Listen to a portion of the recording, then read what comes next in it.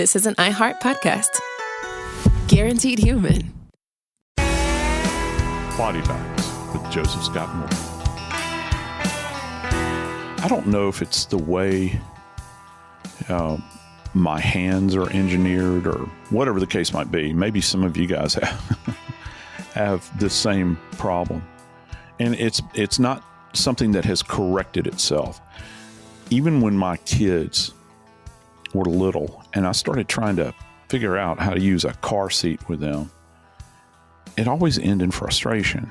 And you want to be safe with your children. You know, I remember when my first child came home from the hospital, I was terrified I was going to break something. And so that kind of continues on for a while, you know, and when you put them in that car seat and you're conveying them home, first off, it's the most precious thing in the world, but you're always concerned about safety. And that continues on for me today. You know, I talk about my grandbabies, whom I love dearly. I'd rather spend time with them than most of the adults that I encounter in this world. It's certainly more edifying. And Harper, my youngest, still requires a car seat. And I don't know if it's that she can't buckle it herself or if she wants me to do it for her. Because she'll always say, Papa, I can't get this buckled. So, of course, I have to, you know, she's done it before, but I have to go back and check. I get out of the car, and then she smiles at me as I'm buckling this thing up. And, of course, I can't resist kissing her on the forehead when I do it. But think about the reptilian-like nature that one must possess to abandon your precious little angel strapped in a car seat as a car begins to fill with water. You exit out of the vehicle, swim to shore, and ambulate on over to a house immediately adjacent to the canal where you've abandoned your child. That's what we're going to be talking about today. I want to tell you the story of a little girl named Reagan. I'm Joseph Scott Morgan, and this is Body Bags. Dave, I guess with your grandson now, he's past the age of having to requiring a car seat or even a booster seat, probably. Yeah, my oldest one is. Braylon is now older and bigger, and that's a fairly new thing, you know, because you go from the seat to the booster and then on up. But the other ones, my goodness, Lily and Maisie are still in car seats, and so is Liam, for that matter. They're all. Oh my. I know. Okay. But Braylon is the one that he's the oldest one. So yeah, he's graduated now. Yeah. And there's a certain amount of pride. It's almost like they're going to another grade. There's a certain amount of pride. I remember when Noah was little and he made it up to like, I don't know, it was like 5 or 6 or whatever it was. And Noah, I took the car seat out, you know, and the booster actually. And he was like, you mean I get to ride in the seat? I was like, yeah, buddy, you're riding in the seat. And so, you know, and he kind of puffed his chest out and was proud of himself at that point. And it is kind of a graduation, Dave. And, you know, we spend so much time trying to take care of these precious angels just to get them, first off, in the first part of their life, just to viability. And then you try to, again, enhance their resiliency physically and mentally and every other way. But I'm always astounded at people that discard children, and that's the way I regard it. And we've actually covered several of these cases where, you know, children are just, you know, they're treated like rubbish, and people just walk away. I guess they just, you know, feel like that, well, if I have need of one in the future, I'll just create another one, perhaps. Unbelievable. You know, that reminds me of Diane Downs. Remember her? Yeah. You know, and that whole, the idea that having another child would replace the one you killed. caused their death. In this case, we're dealing with Reagan Herrin, who's just a little thing. She's 4 years old, beautiful, just a cute as a button, gorgeous 4-year-old. And she has that, as people explain, she's just got that effervescent personality and just a child that everybody loves. Her mother, Juliette Acosta, is 26. Now, at 4 years old, you've had a child long enough you've gone through the baby stuff, even if you're a young parent, and she was, like Juliette Acosta, having a child at 21, 22. By 26, you've bonded with the child, you know each other, and I would expect nothing less than that child being the center of your universe. You've had years now to get used to this, to plan ahead so that you don't drive drunk with your child in the car. That's part one, that you learn certain things. Even if you're an idiot when you're younger, after you've been a parent for a few years, you learn and you grow. And if you don't, you end up like Juliette Acosta allegedly is. She leaves a party with her child in the back seat. They're driving home, and I'm a little curious on some of the dynamics here with the family, not in an accusatory way, merely in a geographical location of family. Right. Because as Juliette Acosta is driving home, her 4-year-old daughter in the back seat in her car seat. But there is a time on the road when Juliette is not in total control of the vehicle. She actually swerves off the left-hand shoulder and clips a telephone pole, and then gets back into the middle of the road, kind of pushed back in, and goes up an embankment and crashes into a canal, a water canal. And it's loud enough to be heard by people who live nearby. One of the people who lives nearby this canal and this car now upside down in the canal is Acosta's uncle. Yeah. And this uncle, because of the noise, makes it to the scene. So does another neighbor who actually has a car, actually has the phone, calling 911 and everything. When Acosta's uncle gets to the scene, he actually helps get her out of the car, Juliette Acosta. And when the neighbor shows up, she says she sees the two of them standing on the vehicle in the water. They're on top of it. And the neighbor says she hears them saying there's a child, but she doesn't know if the child is in the car, if the child is in the water. She doesn't know. And it's 11 o'clock at night. Yes. Dark, and it's late, and people are already in bed. And this is a big shock to your system to figure out what happened and what's going on. And that's what the neighbor describes. So in this moment, we now know Juliette Acosta is out of the vehicle. She was the driver. Her uncle is standing there with her on top of the car, and the neighbor hears them say there's a child, but she doesn't know exactly where. Now, what would you expect to happen next, Joe Scott Morgan? Well, I would expect that people would begin to dive into the water and try to extricate this child, and that you would do anything possible in order to facilitate that and drag this child out by any means possible. And, you said a lot. This was 11 o'clock at night. And so at 11 o'clock at night, and I would submit to you, Dave, that in this canal, even if it was 11 o'clock in the morning, you probably couldn't see your hand in front of your face if you dove down. Pretty dirty canal water. These are irrigation canals, which is, for me, is fascinating about this particular area. And I was looking at some maps because I've driven through, I guess, and correct me because I know you're a native Californian, but on I-5, which is the main, north-south roadway or interstate through California, you drive through the San Joaquin Valley. And, it's renowned for being like one of the most fertile places in the nation, or used to be, I would assume, provided they can actually get water. And these canals were designed many, many years ago in order to facilitate that.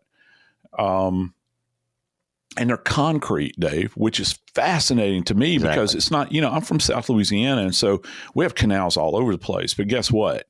They're not concrete. Matter of fact, they have to be dredged out over time to keep them flowing. And they're mud-based bottoms. You know what I found out was kind of interesting? You know what the primary agricultural product is for this area? And it requires a copious amount of water to grow. What? Grapes? Almonds. Yeah. Well, Almond Joy's got nuts. There you go. And when you take a look at some of the Google views going up and down the road, you can actually see in many spots, you see these almond groves that are, that line the road.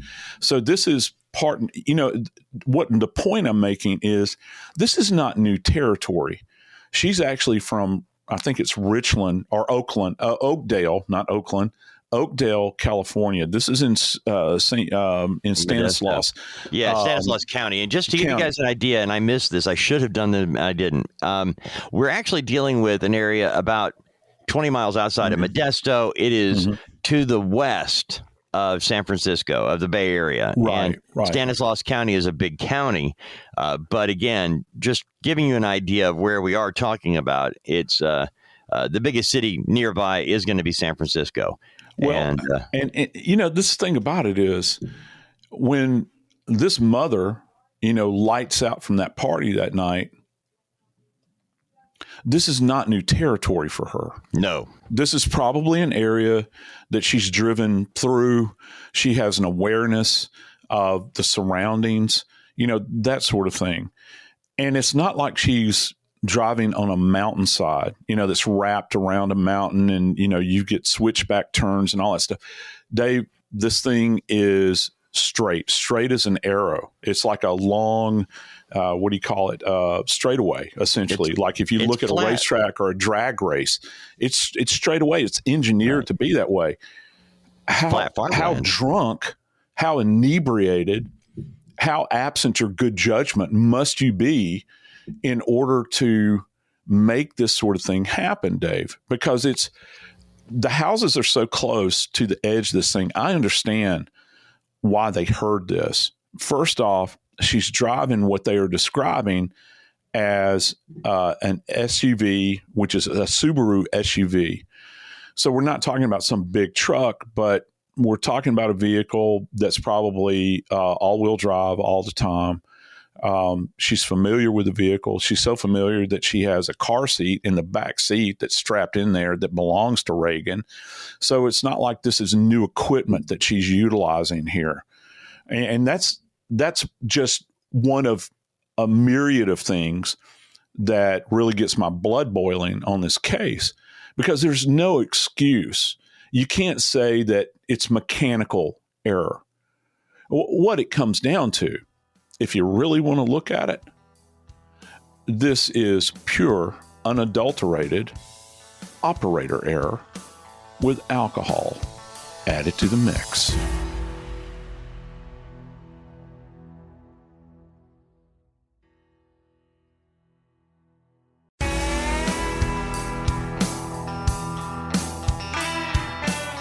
So, Dave, Juliette Acosta had been consuming the firewater that night, or as my grandpa used to like to say, she had been pulling a cork, and had been imbibing. And I'll get to it in a minute. We can talk about her blood alcohol level, but can you kind of give us the run up to what had been occurring that night? Now, I don't know how much we have at this point because this is a very fresh case. Well, you say very fresh case, and you're right.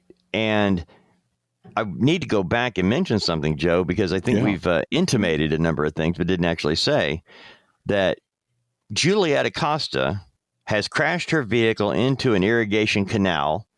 It's upside down in the water. She gets out and she's seen with her uncle standing on the undercarriage of the vehicle by a neighbor. No sign of Reagan Herrin, the 4-year-old daughter who is still strapped in the vehicle. They don't know that. They don't know where she is. So when 911 is called and deputies are dispatched very quickly. They arrive on the scene and they can't find Juliette Acosta. And the deputy is told there's a 4-year-old girl somewhere. And so while mom isn't there, by the time a deputy arrives, Joe, Juliette Acosta has left and doesn't know where her daughter is. Does not know where her 4-year-old daughter is, Joe. And the deputy arrives and immediately jumps in the water. And Juliette Acosta is gone when he gets there. So keep that in mind for just a minute here. Your child is not with you and you leave. Who leaves their 4-year-old on the side of the canal if it's 11 o'clock in the morning? Not much less 11 o'clock at night, Joe. Who does that? Well, Juliette Acosta did. She had been driving home from a party earlier that evening, and we don't know as much about this as we would like to know. And the reason is very simple. Police are not telling us anything. We're on a need-to-know basis. They have a case of a 4-year-old child who's dead, and they have to take this to court and figure out how they're going to get a conviction, because we still don't know where was Ray. We know she was coming home from a party, but you know what, Joe? I only found that in one article. Of all the different articles written, of all the reports written, there's only one that actually says that everybody that reported on it went with that information that she was coming from a party. She's drinking. She's not found at the scene by police. She's left. Now, we mentioned earlier it was her uncle that came to the scene. So her uncle lives right there. I mean, close enough to run to the accident, Joe. You mentioned how close the houses are to this irrigation canal. And that's a big point, because we don't know where she was headed. We don't know where she was coming from. We just know that at 11 o'clock at night, she's drunkenly weaving down the road, hits a telephone pole, and crashes into a canal upside down, and leaves her 4-year-old daughter and leaves the scene. That's what we know. And then the deputy arrives. I was giving some thought to this because anytime you have a vehicle-related event, and I don't care if it's happening on an interstate highway or a back road, or I've worked my share of cases, particularly early in my career. There's not a lot of water in Atlanta. You got the Chattahoochee River, but other than that, there's not a lot. But in South Louisiana, I can almost guarantee water is going to play into several deaths, at least a couple of times a month at the coroner's office. And so I worked my share of those over the years. And one of the things that you want to think about with a vehicle is structural integrity. And I found it fascinating. First off, the distance from what I'm understanding from the driveway to where the car wound up is about 900 feet. It's not like this huge number that we're talking about. It's not like she pulled out of the driveway and floored it and went down a mile. I mean, we're talking really close. And the sound, this reverberation that took place, she did strike this utility pole and kind of glanced or bounced off of it. And then that, cast her over the side of this. It's a concrete trench is essentially what occurred. So one of the things I was considering was if she had not hit the pole and went into the water, cars can float, to a certain degree. They'll have a bit of buoyancy. If the windows are up in particular, you've got an air bubble for a time that's in there. But once you breach the structure of the vehicle, and maybe this happened because we're still not sure where this strike took place on the pole, and that's something that probably CHP will be taking a look at, because they've got fantastic accident reconstructionists with that organization. They're going to look at the structure of this car because, as you mentioned, I don't want to gloss over this. We're talking about a mother who, rightly so, has been charged not with vehicular, Dave, but with murder.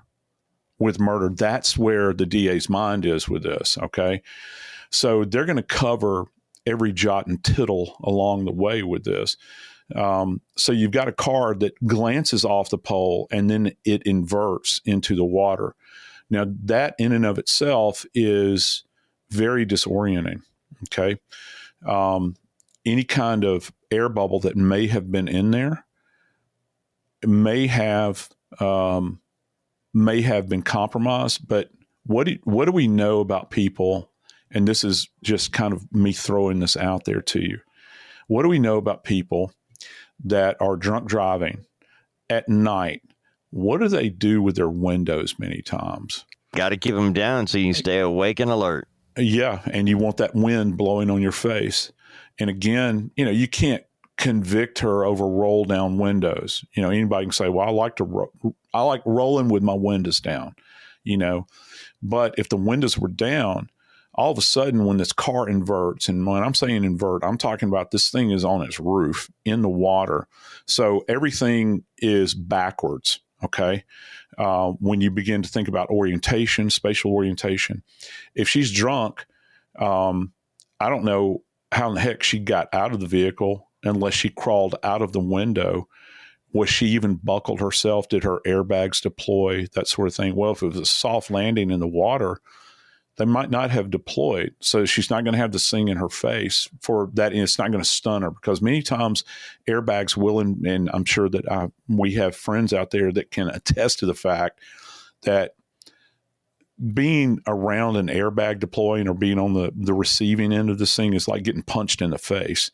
All right. It's not something, there have been people that have had their glasses driven into their eyes by these things. Okay. So it's like taking a punch to the face. Many times it's disorienting.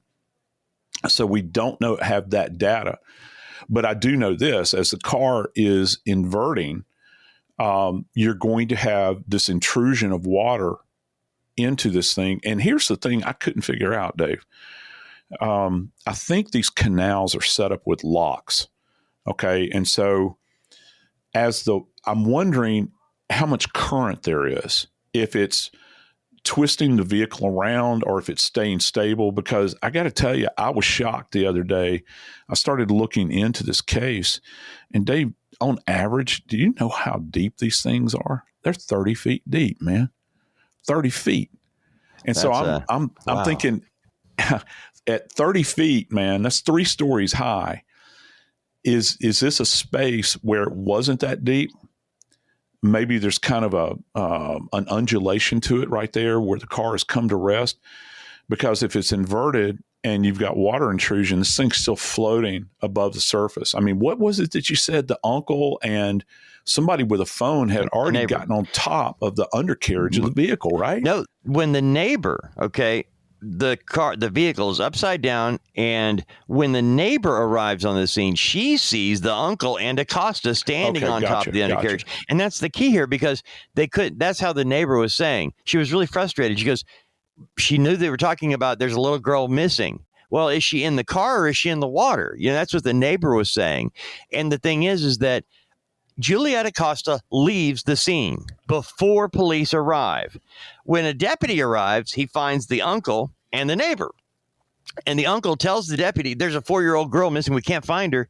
And the deputy immediately, Joe, heroically jumps into this canal water and gets under and pulls the little girl out. Reagan was in her car seat in that vehicle. Now, we do not know exactly how long yet. That will come out later on. We'll be able to determine at what point in time the deputy arrived on scene.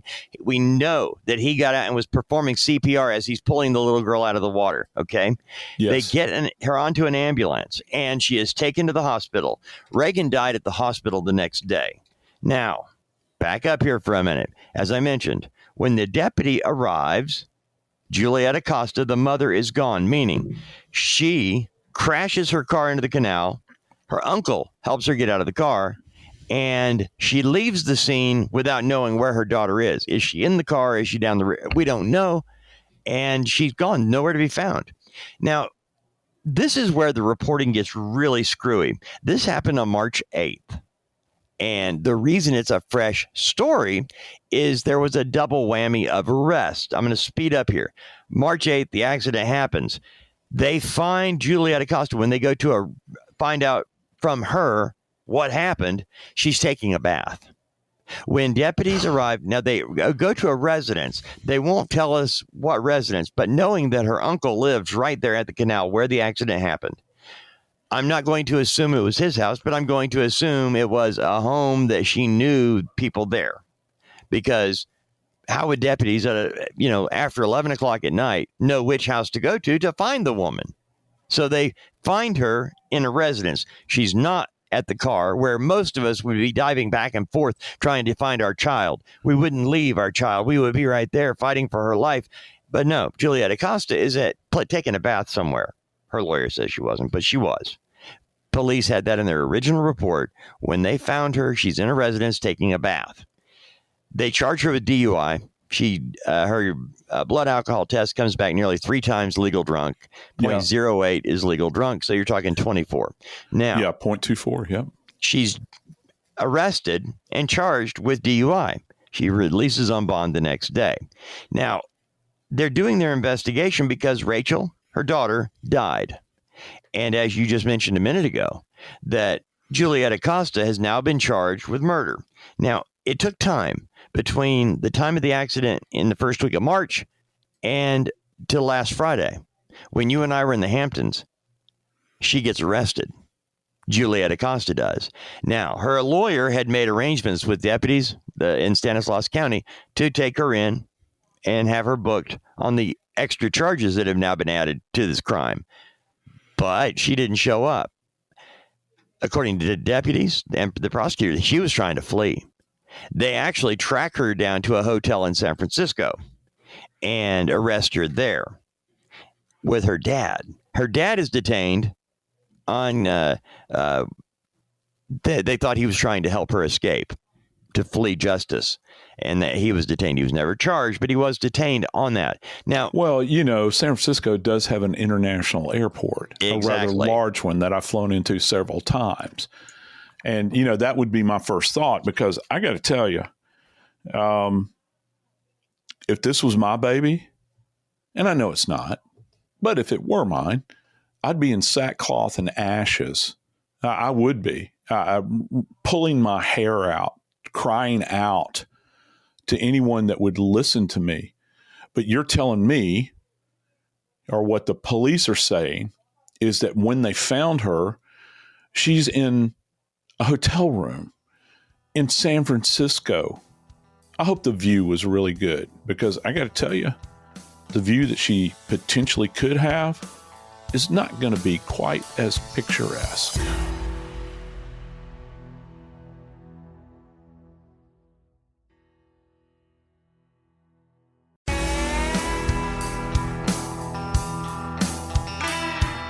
I'm looking at several images right now as we chat, Dave. And I've got booking images of Acosta. In addition to that, I've got an image of Acosta with a group of other females, I guess friends or maybe family. And in this image, Reagan appears to be, in my estimation at least, appears to be maybe 2, okay? And the reason I'm telling you this is that in both images, the one where she's in the group and she's smiling, holding this child on her hip, and just kind of let me describe this to you. Reagan's absolutely beautiful. She's got her hair up in little pigtails. She's wearing kind of a purple maroon corduroy jumper. She's got a little Western vest on as well. And Dave, she's wearing little purple cowboy boots in this picture. And she looks now, and I'm referring to the mother, Acosta, like she probably weighs less now than she did then. And just let me run down some figures to you, okay? If they're saying she's 3 times the legal limit here, and legal limit, as you had mentioned in Cali, is, as it is over most of the state, or most of the states, is 0.08. Okay. With Reagan on board in that car, she had 3 times the legal limit, which would put her at 0.24 BAC. And to kind of frame it in, let's just say that right now at this time in her life, okay, she weighs maybe 120 pounds. And I'm talking about Acosta. Dave, in order to get to the level that she's at relative to how much alcohol she consumed, and of course, alcohols vary. Okay, so a beer is not going to be the same as wine, just like wine is not the same as whiskey. But on average, Dave, she will have had to have consumed 7 to 8 alcoholic beverages for them to have pulled a BAC of 0.24. And here's the thing. Remember what we said? She had been taking a bath, all right? So she had had time to maybe luxuriate, in the bubbles there, in the warm bath. And all the while, what's her body doing? Well, her body is metabolizing the alcohol. Now, obviously, not all of it's going to be gone. I've had enough alcohol on board that I've gone to bed at night and woke up and I'm still drunk. All right. And of course, hey, look, I'm chief among sinners, man. And friends too. I mean, how many of us have ever encountered a friend, and they might be clean and scrubbed and everything, and you see them the next morning and they're smiling, they walk up to you and they reek. You can just smell it coming off of them. So that level of impairment, Dave, she's not in the comatose range. Don't misunderstand me, but her ability to navigate the complexities of a 2-lane roadway at night in a vehicle where she is this drunk are going to be greatly compromised. Like, your motor responses are very, very slow. That's, we talked about one of the things that we see with people that have imbibed and they roll down their windows. Another feature that comes along with this is the slow driver. This is one of the things cops always look out for. Slow drivers, braking center lane, windows rolled down, music all the way up. The one I like is the windows all the way down and the air conditioning all the way up at the same time. That's a classic. And so You've got all of these little features that cops will look for. Well, she wasn't there when they rolled up, but who was there? Well, Reagan was there, Dave. Inverted, strapped, in a car seat. Now, how many of us have seen some movie where a car goes off of a ledge and winds up in a body of water? One of the things that, I'm thinking a James Bond movie here or something like that, there's always that, and I can't watch submarine movies. They unnerve me. I hate the thought of that claustrophobia. Hats off to anybody in the subservice that has served our country. I don't see how you do it. The idea when a sub or something begins to fill up, what do they look for? Well, they look for that air bubble that's at the top. Dave, that's not what Reagan would have been experiencing. What's water going to do? Well, if those windows are open, the water is going to seek the lowest point of gravity. I mean, just go in the bathroom, take a cup, fill it up. The water doesn't go to the rim. When you fill it up, begin filling it up, it goes to the bottom. Well, Reagan is at the bottom, okay? Because the car is inverted. Water is filling the cabin of the car. Now, at best, in my estimation, her little feet dangling off the edge of the car seat, which she's strapped into, may have been dry for a little while, but the car begins to fill up slowly. So what's this the equivalent of? Well, just imagine this. You're laying on your back on a table and someone takes a pitcher of water.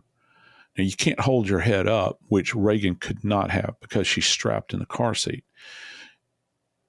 It would be like someone taking a gallon jug of water and pouring it directly into your nostrils.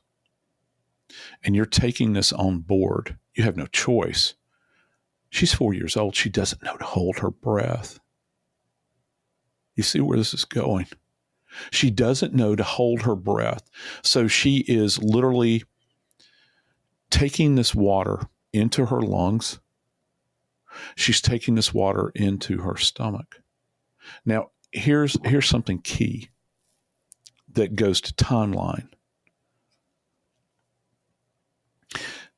It is said that she was not declared dead until the next morning. I'm surprised by that. I'm surprised that she had some sign of life. I don't know if it was some kind of like what they refer to as an agonal respiration, faint heartbeat, whatever the case might be. But one of the things that you have to overcome in a circumstance like this is that her sinuses would have been filled with water. And just because she expirates the water, which means blowing out, doesn't mean that everything's going to come in. And here's another thing. This precious little baby is taking on gulps of water, and this is also going down her airway through her trachea. So she's taking on water into her lungs, literally. Now, a little kid that is this age, their lungs, I think probably at 4, there's not a lot of difference between little boys and little girls at 4 relative anatomically. I'm talking about organs here. I'm not talking about any other features.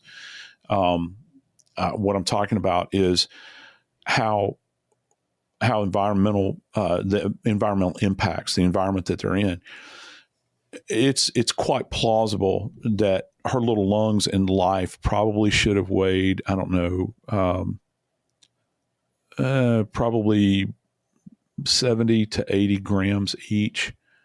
The lighter lung is always going to be the left lung because it only has 2 lobes. You know, the heart overlays is positioned adjacent to the left lung. So left lung's only got 2 lobes. Right lung's got 3 lobes. And so she's, taking in this water, and there's no way to blow it out because you're blowing back out into an aquatic environment. So she's taking this on. And I don't really know if she's strapped into the car seat. How well was she strapped into the car seat? Did she sustain any other kind of injuries in this environment? We do know that she had to be freed from this thing in order to facilitate her extrication. So when they got her out, it's my understanding that they immediately began to do CPR, and God bless these people for doing this. Now, they're going to be pushing a lot of water out of her, more than likely, but you're not going to be able to get all of that water out of her lungs. There will be some remnant.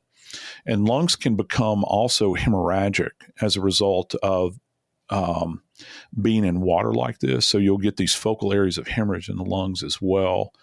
Lungs are really delicate. They're straining. And it wouldn't surprise me to see perhaps some hemorrhagic changes in her airway as well, Dave. And any kind of foreign objects that are floating out there, we're talking about an agricultural canal. So what's running off? Well, if you just look at it at a molecular level, you might have any number of types of pesticides, those sorts of things. If that got into her system, did that impact her viability for life?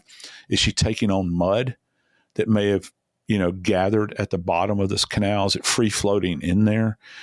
Or runoff that contains, say, like leaves, clippings, anything like that that's coming off of these trees and any associated grass.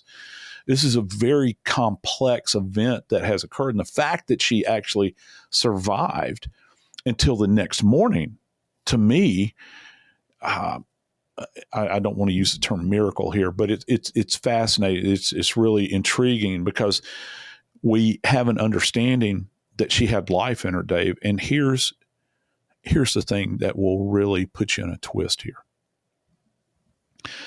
Now, assuming that this child was not inebriated like her mother, she would have had an environmental understanding.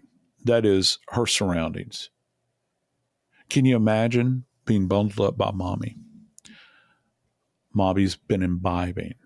She takes you out to the car, and you're strapped in the seat. This is something that has been done hundreds of times before. We know we get in mommy's car, and we're going back to our house. I'm going back to my bed with my toys. Okay? But that's not what happened that night.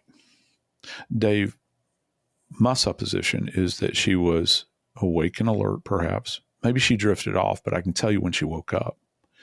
She woke up when that car impacted that pole, if she was asleep prior to that. I mean, how many times have you and I put our babies and our grandbabies in a car when they're asleep? You know, you kind of wake, take them out, and then we'll take them out and, try to keep as quiet as possible. She woke up at that initial impact. And I think that everybody can identify with this. Have you ever had that moment where maybe a deer jumped out in front of you, or you hit something and all of a sudden your breathing changes, doesn't it? You have hyper awareness, you're shallow breathing, like this. When she hit that pole, she would have had an awareness. Her senses would have been initiated to the point where she's hyper vigilant now. Maybe mommy screamed at that moment. And she's hit the pole. This child is in the backseat strapped in. She can't go anywhere. She can't move her arms other than in that seat. She can't kick her little legs to get away because she's strapped down.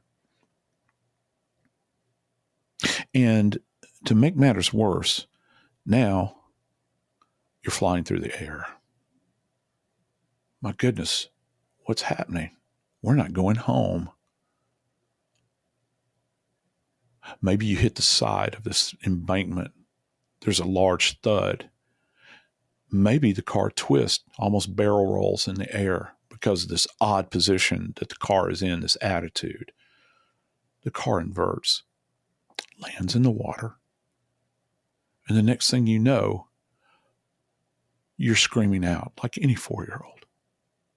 Mommy, mommy, mommy. But mommy's not there.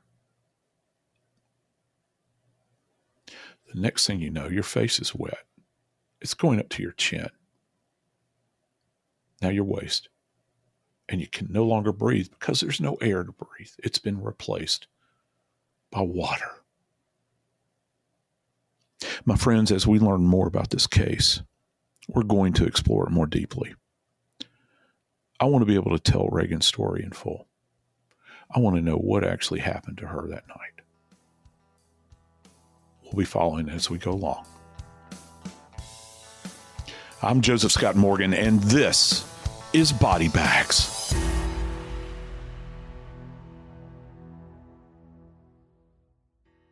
This is an iHeart podcast. Guaranteed Human.